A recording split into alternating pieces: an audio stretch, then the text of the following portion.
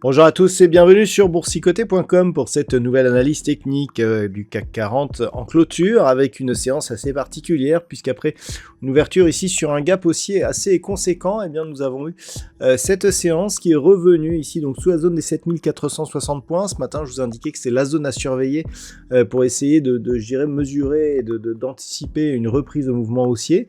Eh bien on est revenu sous cette zone, on a comblé le gap et on clôture ici quasiment sur le plus haut de la veille, puisqu'à 7423,67, eh bien le CAC 40 gagne tout de même 0,2%.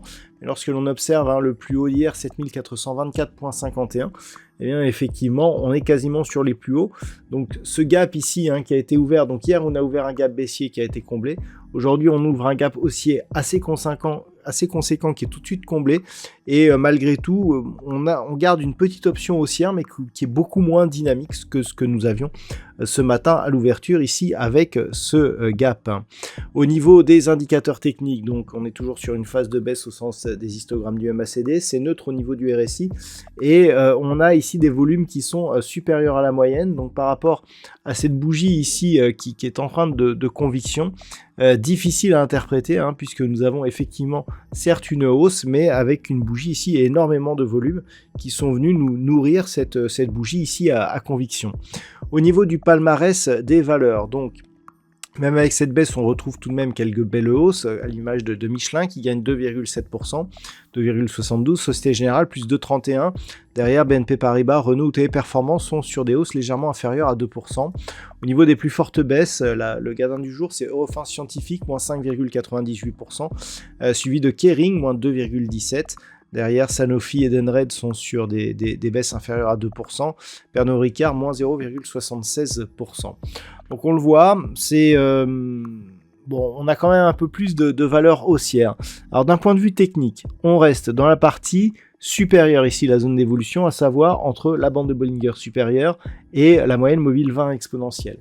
Le fait que l'on rebondisse assez rapidement sur cette moyenne mobile et sur la zone des 7365 points, c'est un élément positif. Toutefois, le fait que l'on casse ici la zone des 7460 sur un gap haussier et que l'on comble ce gap et que l'on revienne ici donc en clôture sous la zone des 7460 va plutôt vers un signal, je dirais, de neutralisation, de perte de la dynamique. C'est-à-dire que normalement, ce qui est intéressant sur une tendance, c'est ici impulsion, déjà nouveau plus haut significatif. On l'a vu, il a été marqué de très peu la semaine dernière.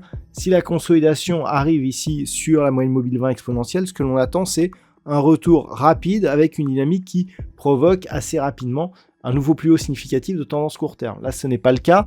On n'a pas de nouveau plus haut et ensuite on redescend, c'est-à-dire qu'il n'y a pas de conviction nourrie. On a plus l'impression ici d'un pétard en fait qui ferait l'effet d'un pétard mouillé puisque on est redescendu rapidement. Donc il va falloir observer un petit peu ce qui se passe.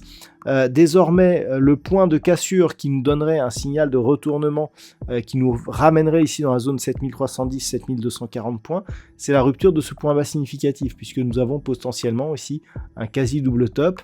Donc si les cours ici revenaient sur cette zone ici proche des 7350 points, eh bien on pourrait effectivement accélérer et revenir ici sur cette zone de point bas proche des 7280 points. L'enjeu serait de ne pas recasser ici la zone des 7242 points. C'est vraiment sous cette zone que l'on reprendrait un gros risque baissier avec ici une impulsion qui pourrait être suivie de ce qui s'apparente ici à un rebond technique. Si on casse ici cette zone, on pourrait revenir sur la zone de point bas et en alimenter un nouveau. Ça serait donc un signal fortement baissier pour la suite. Mais pour l'instant, on n'en est pas là.